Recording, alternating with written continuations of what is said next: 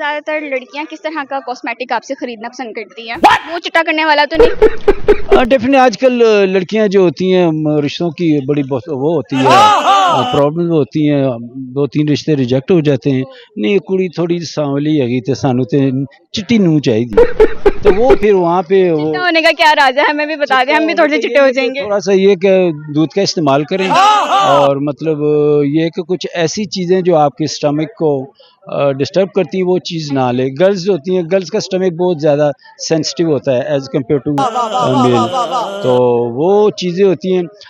लड़की अपने आप को अगर 15 साल की है और वो अपने राजा जी को यंग 15 साल ही रखना चाहती है, तो उसको डाइट या जूसेस वगैरह या इस तरह की कोई कॉशनली मतलब उसको हर टाइम जो है ना होना चाहिए कि मैं अपने आप को थोड़ा यंग रखूं, मेरी स्किन ना ख़राब हो, मतलब अपनी केयर करे। भाई स्किन की आपको ना फ्री में टिप्स मिल गई हैं, तो इनको जरूर फॉलो कीजिएगा। लड़के भी कर सकते हैं, जरूरी नहीं है कि लड़कियां ही खूबसूरत लगे।